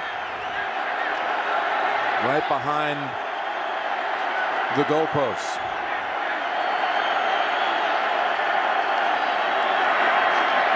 Manning backing up, throwing, and finding Dallas Clark for a 2nd touchdown pass for Manning in this game. Peyton Manning learned the last time they tried to run it with Joseph Adai. They lost a couple yards. Then he threw the interception the next play. But the Cowboys on the blitz. Here they come, one-on-one, and Dallas Clark just makes a nice fake inside and freezes the defender, and he is wide open for the touchdown. So Vinatieri will try to add the extra point. That was Roy Williams defending. And the Colts, that kick is good. Dallas is down 7 after Dallas Clark hauls in the touchdown.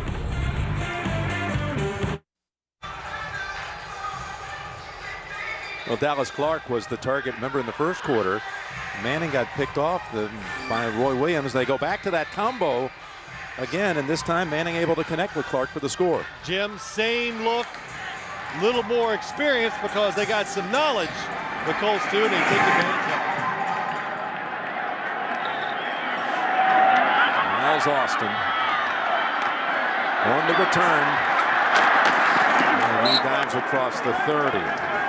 What did you see on the touchdown, Phil? Well, Jim, you remember Peyton Manning told us when you get inside the 5, Bill Parcells is going to make you throw it. So look at everybody coming on the blitz. Here's Dallas Clark one-on-one. So Peyton Manning says, well, if you're going to make me, I guess I have to. So look at the space. That is too tough for Roy Williams, a safety. If you're going to do that to him, he needs to get right up on the receiver and beat him up at the line of scrimmage. Now I'm coaching. You'd be a good coach. I got all the answers. You always do. Here is Jones, ridden down by Gilbert Gardner. He's seeing that old coach-player interaction that's still ever present. You only like it for one reason, because I have to sit there and be quiet as he picks on me. And you're over there taking notes. Ooh, that's a good one, Bill. Thanks. Yes, thank you. Jones, first down out to the 45. For example, Parcells in practice. Romo. Sims used to do that same dumb stuff when he was young. That was pretty good. Hey, Sims, you're wearing glasses now, huh? Sure wish you were wearing them back when you were playing for me with the Giants. Yeah, he always gets, I have to wear reading glasses now, and he thinks that's so funny. And he calls you Philip. Well, that's better than what he called me when I was playing. But he did call you in a press conference this week, the great Phil Sims. Jones getting some good rhythm going here on these runs. And he is knocked back by Marlon Jackson, but not until he gained 11, and Mark Colombo with a big block on that one. Well, this is really what the Cowboys probably expect to see. The offensive lineman and Hoyt, the fullback, pulling. The New England Patriots had great success running the football against this Colts defense, moving guys, trapping them, and catching them off guard. It hasn't worked all day for the Cowboys until that last play. And the Cowboys getting a little confidence going on this series, and that's Terry Glenn for the first time. Jason David defending. By the way, we dug into the archives a little bit here, partner. Just to refresh everyone's memory, here's a game against the Colts. Your pass a little steep.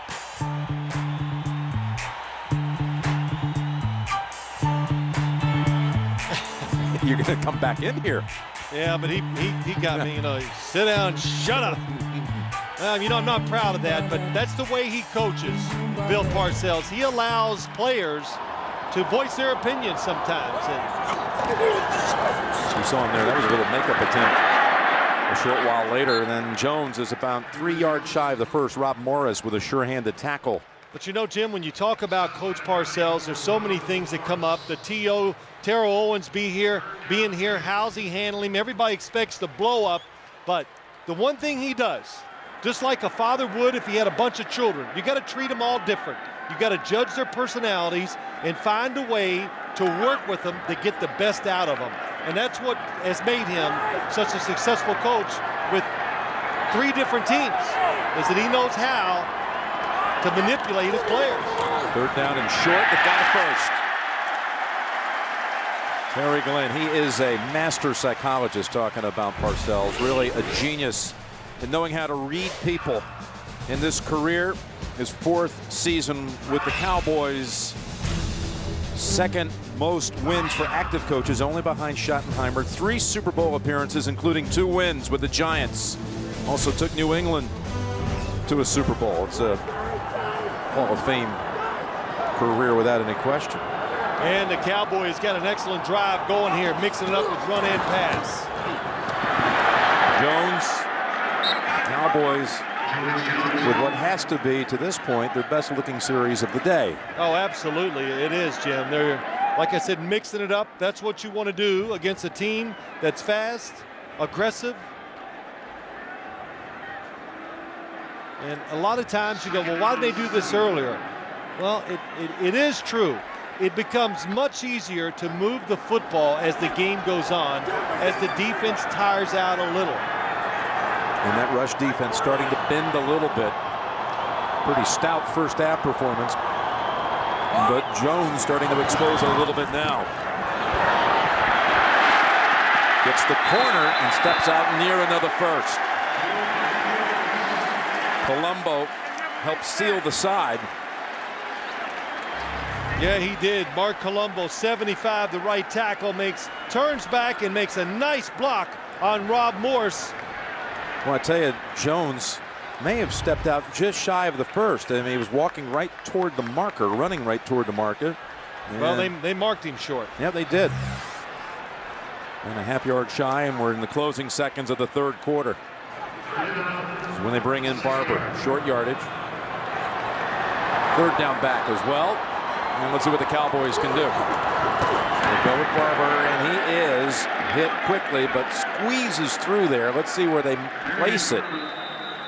Cato June and Robert Mathis trying to close off the inside. Time has expired in the 3rd quarter, and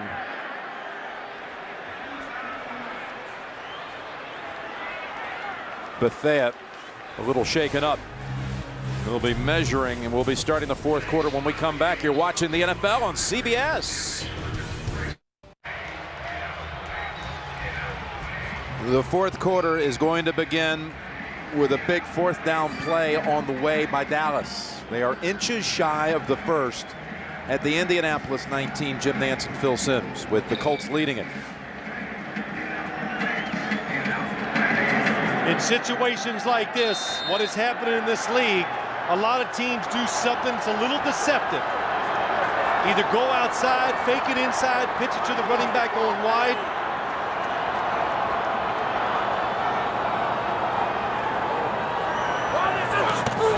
Romo trying to sneak for it.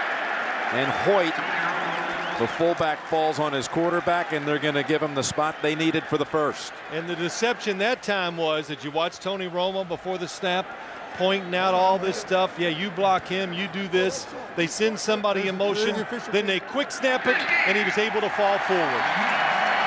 So good job by Tony Romo.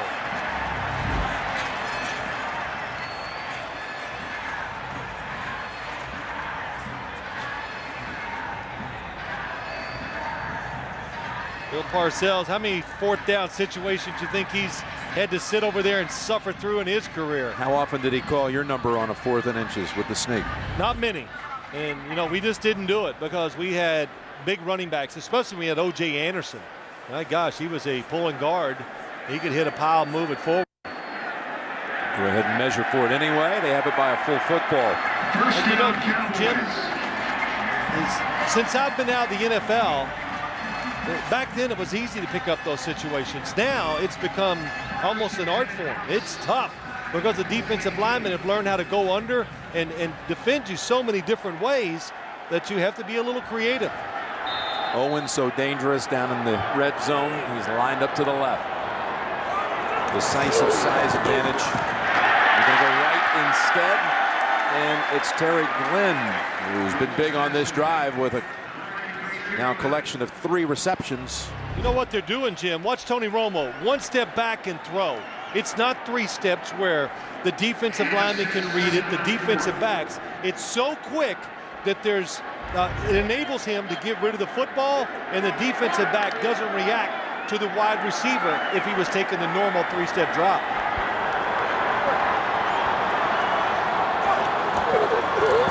Down and 3, and Jones bursting ahead for another first. Into the arms of Gardner. Quick snap by Tony Romo again. That's part of being an NFL quarterback. Manipulate the defense, keep them off balance. Cowboys' 3rd best point scored inside the 20. Romo, who got a strong indicator that Bill Parcells would be going to him at some point in the season, went back during the preseason against Seattle. He went the entire way, which is very rare these days for anybody to go the entire way in the preseason. He said that was the time where I really started to get it, how to prepare. My confidence soared. He's got a 1st and goal to go.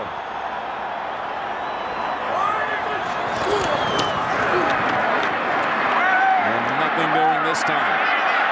And a loss of 2 for Julius Jones. Yeah, I think you're right, Jim. That's when Tony Romo, that's what he told us the other day on Friday. He says, that's when I knew after that I could get it done. And he goes, it's been a tough process. You know, his fundamentals, how he throws the football. He goes, I've had to change my release. It was too low. I've gotten it higher. So my footwork was awful, and they've stayed on him. And he learned, as Bill Parcells said to us, and you mentioned earlier, he learned a lot about preparing as a quarterback because Vinny Testaverde was here, who is a meticulous getting ready for the game guy. 2nd and goal. Cowboys trying to tie this up. Romo hands it off, and Jones was clipped by the ankles. No gain. And they didn't like that call here at Texas Stadium. What gave it away? They've been quite vocal. That's the boos that came out after the Vanderjagt field goal miss at the end of the first half, his 2nd miss of the game. You know, I used to have brothers that used to come to the game when I was playing. I always loved it. They go, oh, we were calling every play from the stands. Really? You know, when it's 3rd and 10, I could have guessed past myself. So it's always easier in the armchair quarterback. Timeout called by the Cowboys. Well, the Cowboys have 3rd and goal. They have held the football on this series 8 minutes, 20 seconds. That's their longest drive this year. 15th play of the drive coming up. Ron Meeks, the defensive coordinator for the Colts.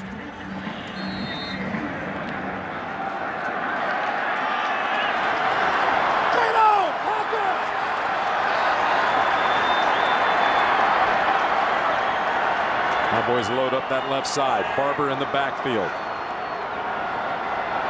Gonna send Barber out of there on a 2nd cue.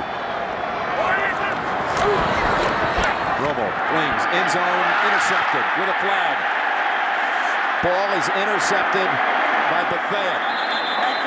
But we'll check the flag.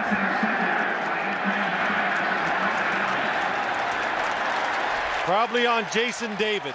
Going against the Colts. It's going against the Colts. A holding call. Defensive holding on Indy. Holding. Defense number 42. 5-yard penalty, automatic, first down. Bottom of your screen, here he is against Terry Glenn. Put his hands on the back of the receiver. Pulling the jersey, that's a good, well, that's the giveaway for the officials. When they see the jersey being pulled, boy, that makes it an easy call. The Cowboys trying to protect Tony Romo. He looked it off. He tried to pump it. Still wasn't that big of a hole. The Colts did not bite, so fortunate that they got the holding call against Jason David. Down here, this is where Marion Barber has been so tough. 7 rushing touchdowns on the season. There he is.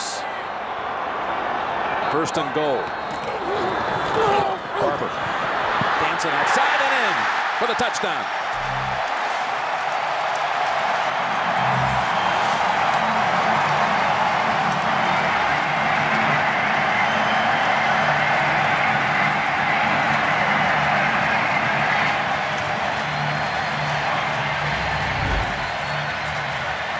I would think it would be hard to be this patient near the goal line. But Marion Barber waits, finally sees a gap, and goes through one touch for the touchdown. And now Vanderjagt to tie it. And the kick is good. Look at this blocking. Including T.O. T.O. How about that? Game's tied.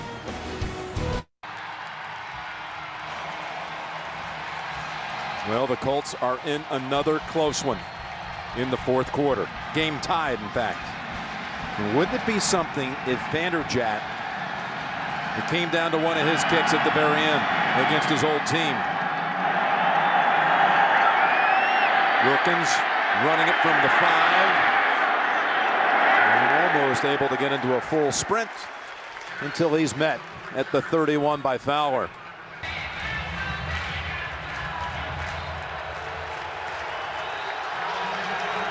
.5 remaining. Manning and that offense have been sitting on that sideline for quite a while after Dallas put together its longest drive of the season. And a dive is decked by Spears. A loss of 3. Marcus Spears from the outside just gets through. What happens? They're trying to go outside, so the guard tries to get to his outside shoulder. He goes, no kidding, I'm going to go up the field quick. Doesn't let the blocking develop. Tackles a dive for a loss.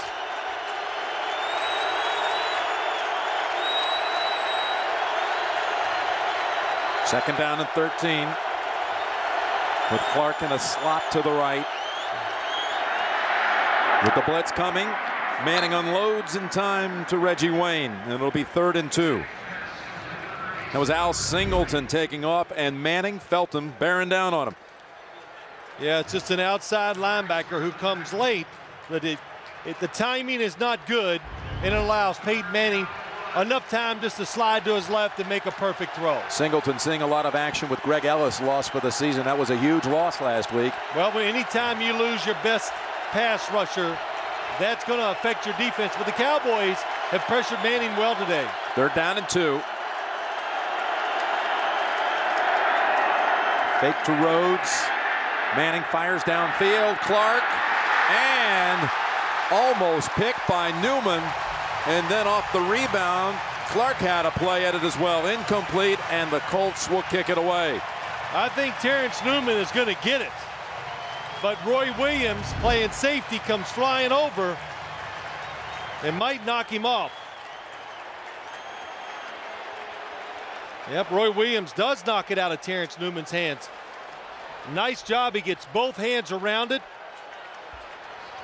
Contact by the safety knocks it free. And there's Newman. First time he's been back for a return since getting walloped in that first half, and he's going to stay away from this one. Smith's punt flew to the 3 and bounced in. 60-yard boot, but a net of 40. Romo coming back out. Can the Cowboys drive again?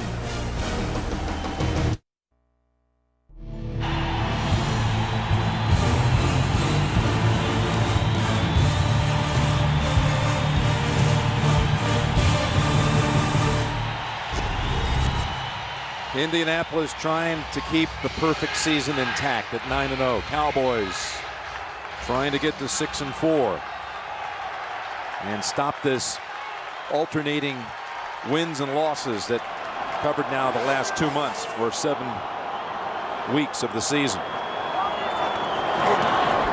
From the 20, Romo steps out of the pressure, finds Glenn at the 40. That last drive by the Colts here in the fourth quarter, it's the first time this year where they had the ball tied or behind in the fourth quarter where they didn't go down the field and score to take the lead. Cowboys stopping them on that series. Nice design by the Cowboys on that play. They put Jason David in a bind. Who do you want to cover? Terrell Owens going deep, or are you going to leave Terry Glenn wide open underneath?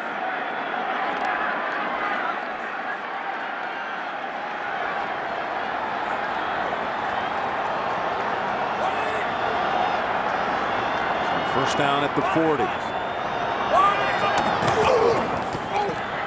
Takes the quick toss going down the field, and another hookup with Glenn, who's having a huge second half.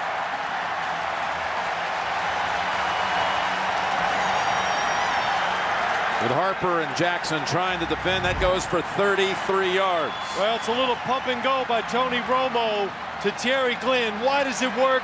How many times we showed you the one-step drop that they're throwing those slant patterns to Terry Glenn, Terrell Owens.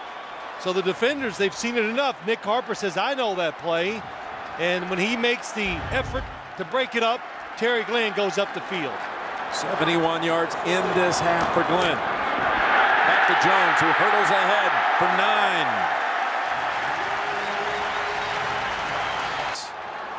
Second down and 2. Freeney is out of that defensive front at the moment. Coach Shoulder replacing him. And Jones squirts ahead for the first down.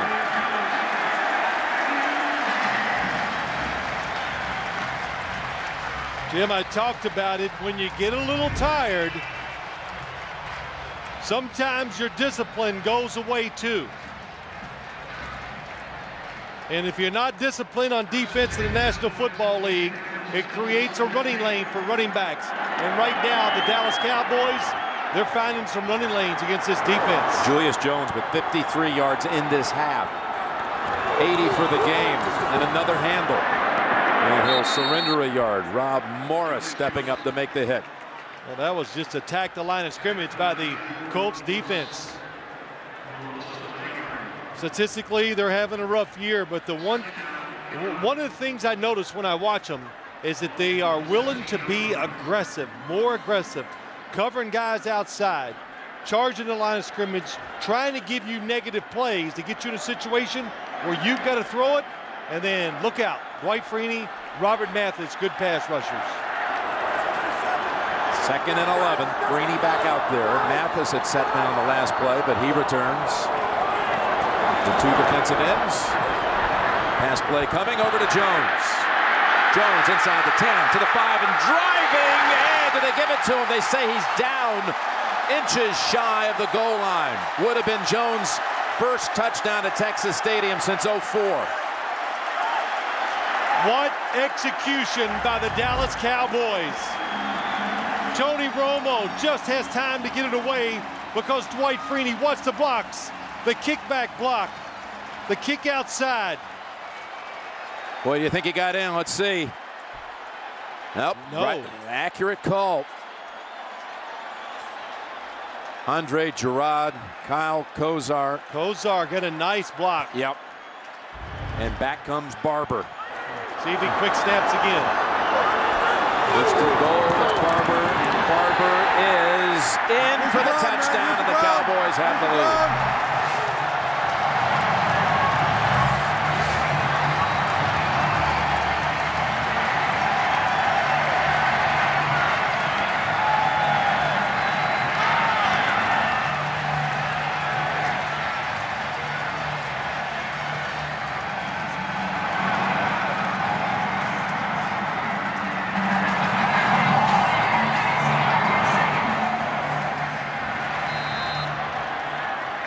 Now Vanderjagt to make it a 7-point game.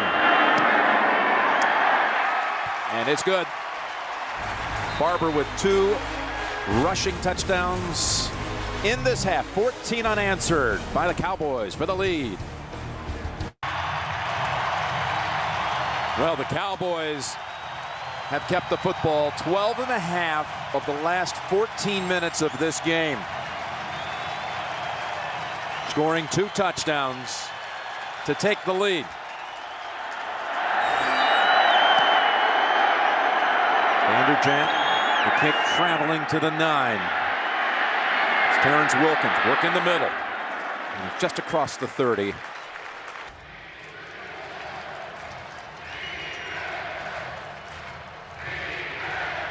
Inside of 6 minutes. And the Colts familiar with coming from behind in the 4th quarter.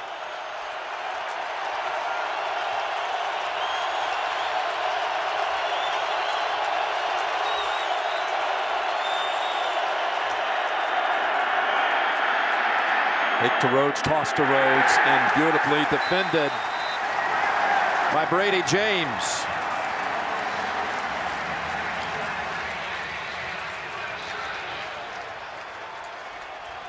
The loss of a yard. Manning today, 2 touchdowns, 2 interceptions. He had only 3 interceptions on the season coming in.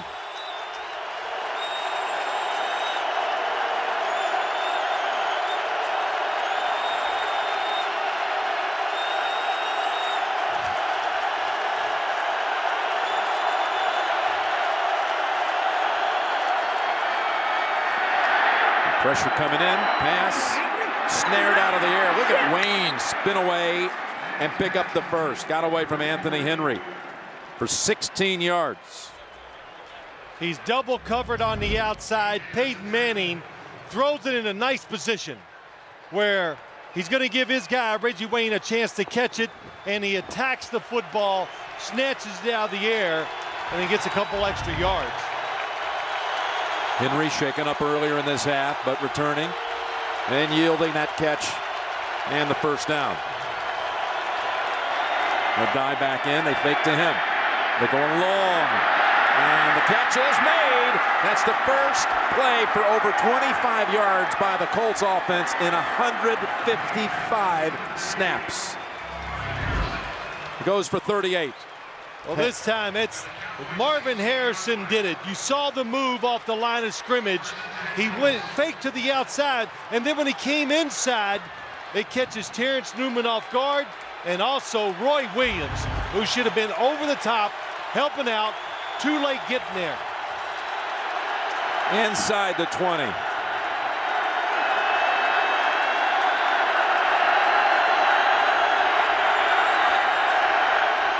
Still with 4 on the play clock. Manning now in a hurry. A fake pass. And a whistle first. A whistle first. They bring it to a close. It was caught by UTEP, but of no matter. Bill Parcells threw his red flag.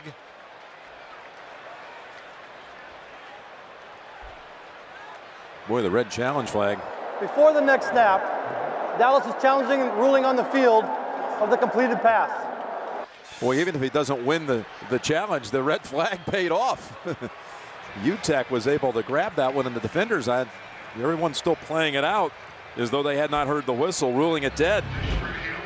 Well, they're going back. Marvin Harrison being brought to the ground by a defender. He's got to hold on to this football the whole time. No indication at that end that there was anything other than a clean catch. Let's see this one when he turns around. Well, it doesn't matter as long as it never hits the ground. Doesn't appear to at all.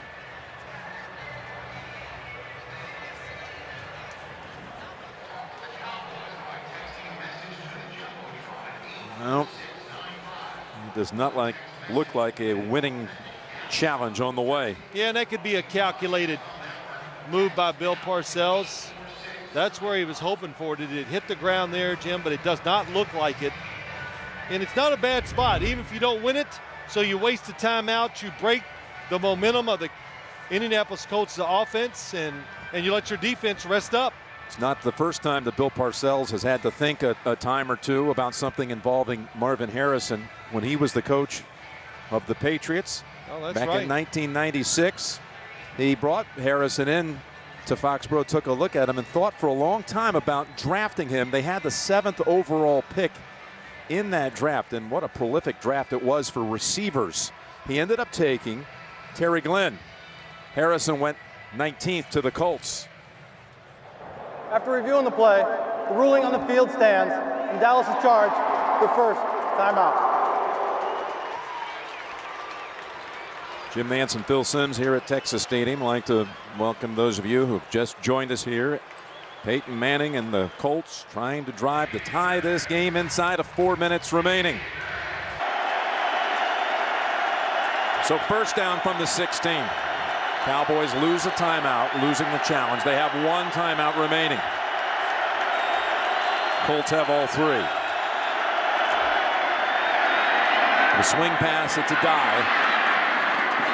And he tiptoes inside the 10, out of bounds at the 9. Goes for 7. Well, these Colts just keep finding ways to fight back and win close games. They're 9-0, but their average margin of victory is under 7 points a game. They keep coming, Jim. We talked about it. They're always on the attack. 2nd down and 3 inside the 10. And a dive. Stopped after a gain of 1 by Adele. I have no doubt if the Colts do not make it here, they will go for it on 4th down.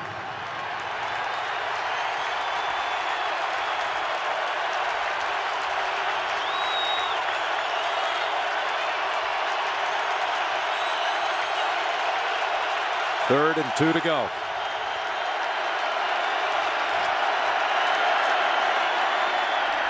Takes right, looks middle, lobs it up high, and it's incomplete.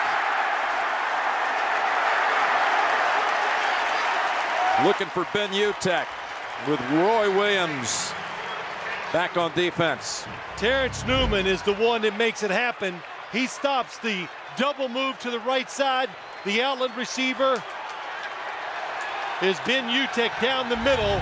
Dallas is not fooled. And it is 4th down, and they're quickly back to the line. Not allowing that defense time to adjust or create a shift change. Manning, well protected this time, fires, and it's through the back of the end zone. The Cowboys will take over on downs. Manning wanted a flag.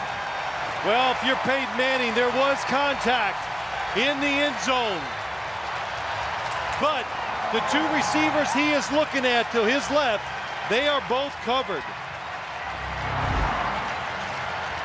Dallas Clark going to the back.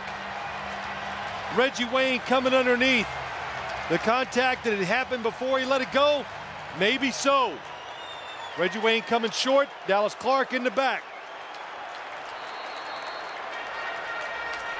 There is nowhere for Peyton Manning to throw it. Romo and the Cowboys take over at the 8. Now can you manufacture first downs? That's what they want to do, of course. Again, that run defense makes some plays. Not here. It's Marion Barber getting all the way out to the 28 with a flag. A face mask on the way. Jason Witten helped free him. Personal foul, face mask, defense number 28. 15-yard penalty, automatic, first down. Marlon Jackson, safety, comes in.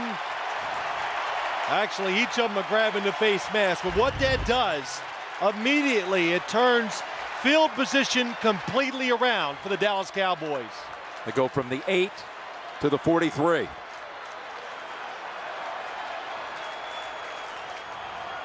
And this Indy defense has been on the field a lot, yes. A whole lot. You made a point of it, what, 12 and a half minutes of the last 14 before that Colts drive.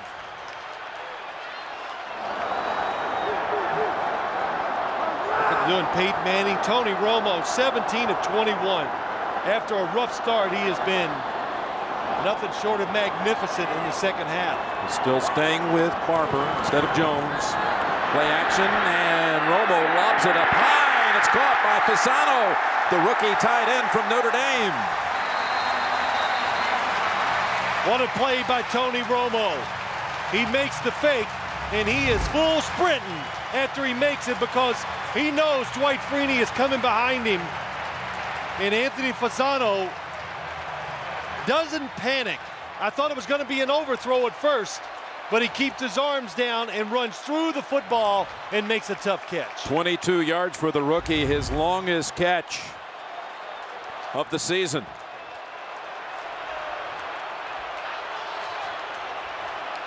And Tony Dungy's having a word with the officials. I was so busy watching Tony Romo just sprint out of the pocket. Did Anthony Fasano make the catch? Indianapolis is challenging the ruling on the field with the runner down by contact.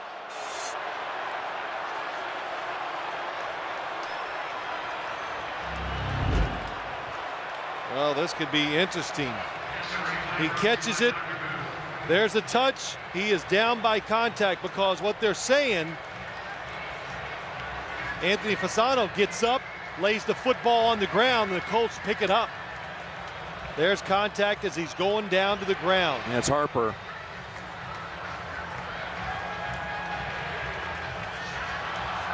That's a good shot.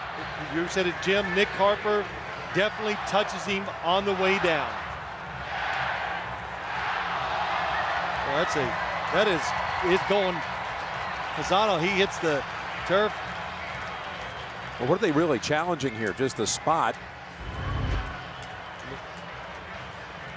No, Jim, when he got up, he put the football down. The Colts picked it up and said he was never touched down. Gotcha. It's our football. And if the replay shows that it's a fumble, possession is free, and clearly the other team picks it up, the Colts could win this challenge. But we have already shown a couple angles. Pretty clear evidence. Where he is down. I love these challenges when you actually root against your team having made a play.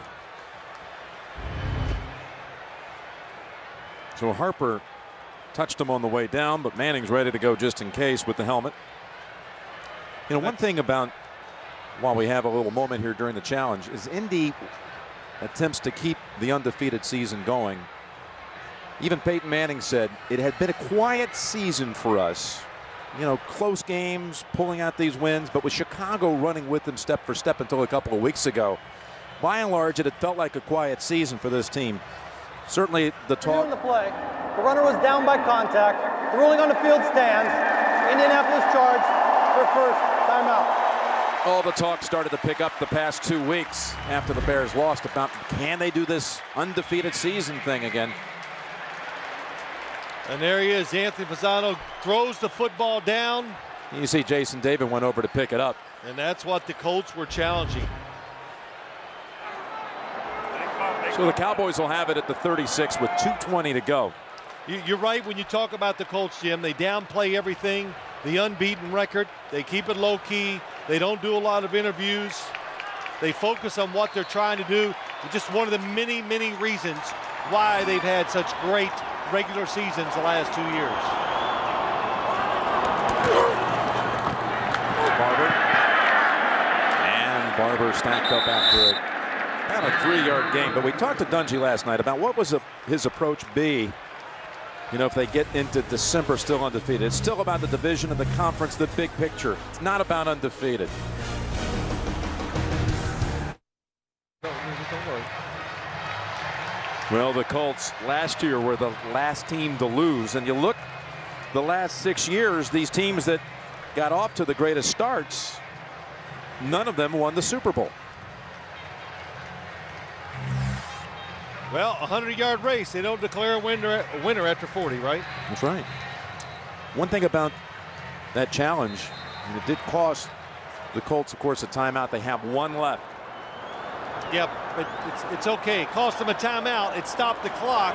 They have the 2-minute warning and one more, so it's still good use of the timeouts. So Barber again banging straight ahead for 2. And now another quick timeout. Colts used their last one.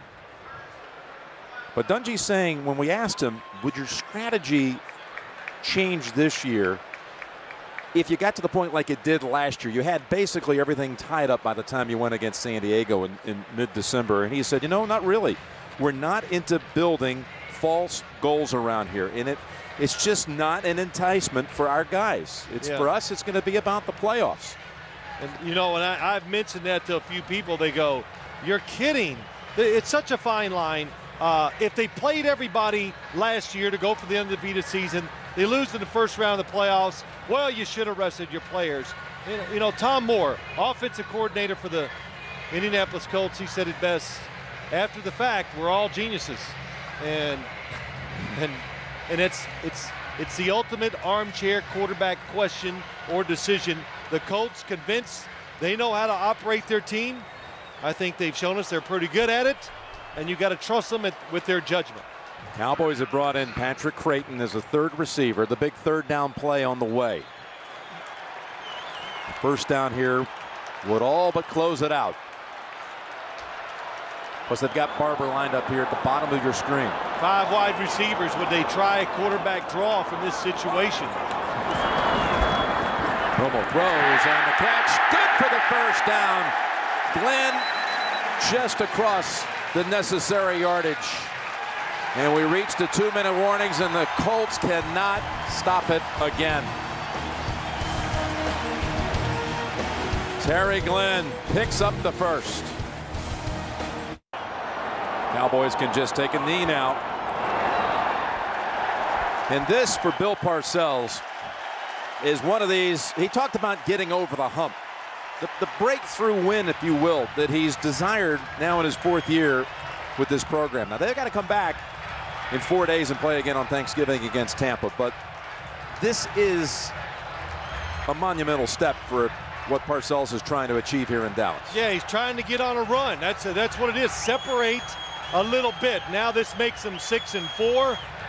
Tony Romo has done what he has wanted out of by changing quarterbacks. And Jim, if you watched him here today, once he got used to the speed and the pass pressure by the Indianapolis Colts, Tony Romo was almost perfect, especially the last 3 times they had the football. Well, last week he completed his last 10 attempts. Today he completes his last 9 passes. You saw Staubach won in his first start at Texas Stadium. It was the first game at Texas Stadium. Aikman lost in his Texas Stadium debut, but Romo is going to be a winner today. Well, you can see the players, their reaction, even the crowd. They haven't left. They're still here. They know that this maybe gives the Dallas Cowboys a chance to get to where they want to go, to get them started in that direction. That's what it is. Just a good start. One more snap, and what's that tradition down in Miami? The old 72 Dolphins will be gathering tonight, popping a little champagne. Pop that champagne. The Cowboys hand the Colts their first loss of the season.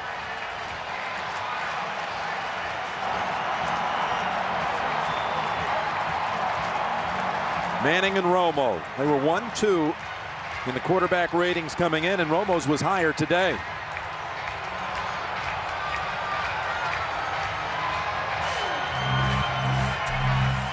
$14 unanswered to close it out for Dallas on Marion Barber touchdown plunges.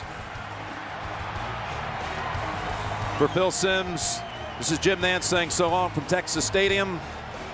The final score is 21-14 Dallas. 60 Minutes is coming up next, followed by Amazing Race, Cold Case, and Without a Trace.